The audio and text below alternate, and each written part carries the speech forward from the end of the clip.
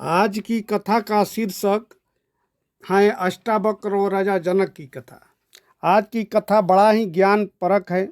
प्राचीन काल की बात है। एक बार राजा जनक के मन में एक प्रश्न उठा, सत्य क्या है? इस प्रश्न को उत्तर जानने के लिए वे संसार के सारे पंडितों को निमंत्रित किए। सभी पंडित राजा के आग्रह पर जनकपुर में राजा जनक के राज दरबार में उपस्थित हुए। राजा ने उनका स्वागत सत्कार के पश्चात एक एक पंडित को बुलाकर प्रश्न पूछना प्रारंभ किए। जब राजा प्रश्न के उत्तर से संतुष्ट नहीं हुए तो उन पंडितों को अपने कारागार में डाल दिए। उन पंडितों की जमात में अष्टावक्र जी के पिता कहोदा भी थे। राजा जनक के दरबार में कैदी थे, लेकिन अष्टावक्र जी इससे अनभिज्ञ थे। उन्होंने एक दिन अपनी माता सुजाता से पूछे, हे माँ, मेरे पिताजी कहाँ हैं और उनका शुभ नाम क्या है? तुम्हारे माथे की सिंदूर ये बता रहा है कि वे जहाँ कहीं भी हैं जीवित हैं। माँ बोली, बेटा, तुम अपने पिता के बारे में न जानो तो ही अच्छा है, वरना तुम्हारा भी वही हाल होगा जो तुम्हारे पिता की हुई है। अष्टावक्र की जिद माँ पर भारी पड़ी। माँ ने बताया, यदि पिता के बारे में जानना चाहते हो तो सुनो। तुम्हारे पिता आरुणि ऋषि के पुत्र कहोदा ऋषि है। वे इस समय राजा जनक के कैदी हैं। अष्टावक्र जी अपने माता से पूछे, आखिर उनकी गलती क्या है? माँ बोली, उनकी गलती कुछ भी नहीं है।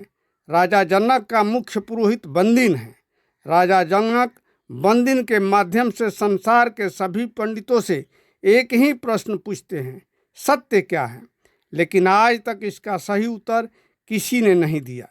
इसलिए सभी राजा जनक के कैदी हैं। माँ की बात सुनकर अष्टावक्र जी जनकपुर राजा जनक के दरबार में पहुँचे। वहाँ राज दरबार में पहले से बहुत सारे पंडित बैठे हुए थे।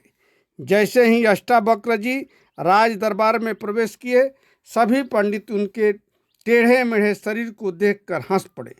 अष्टावक्र जी क्रोधित हो उठे।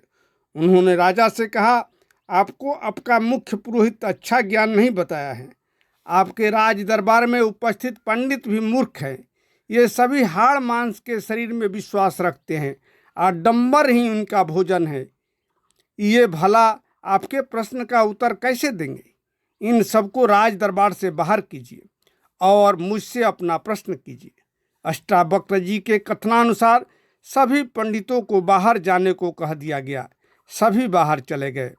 फिर अष्टावक्र जी ने कहा, अपने कैदखाना में बंद सभी पंडितों को भी मुक्त कर दीजिए। राजा सभी पंडितों को स्वतंत्र कर दिया। अष्टावक्र जी बोले, हे राजन, आप सत्य के बारे में जानना चाहते हैं तो पहले अपना राजसी वस्त्र उतार कर बलकल धारण कीजिए। राजा ने ऐसा ही किया। अष्टावक्र और राजा जनक हिमालय के गोकुंड के पास गए। अष्टावक्र जी ने कहा, एक गाय का खूर खींचकर बोले, आप यहाँ एक पैर पर खड़ा हो जाइए और इस 12 अदस अक्षर वाले मंत्र का जाप कीजिए। ओम भगवते वासुदेवाय नमः। तब तक मैं गंगा जल लेकर आ रहा हूँ। राजा जनक इस मंत्र का जाप करने लगे।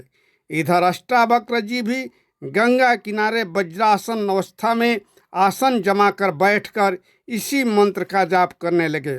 हजारों वर्ष बीत गए, अष्टावक्र जी नहीं लौटे। राजा का पैर में सूजन हो गया। वे सोचते हैं कि यदि दूसरा पैर पृथ्वी पर रखता हूँ तब तक वह आ जाएगा तो मेरे प्रश्न का जवाब नहीं देगा। क्यों न मैं अपने को प्रभु के चरणों में ही समर्पित कर दूं। और वे भगवान की भक्ति में लीन हो गए। तब तक उन्हें विष्णु भगवान का दर्शन हुआ। ये बात अष्टावक्र को भी पता चल गया। वे गंगा तट से लौट आए और बोले, राजन चलिए। दोनों साथ चलने लगे।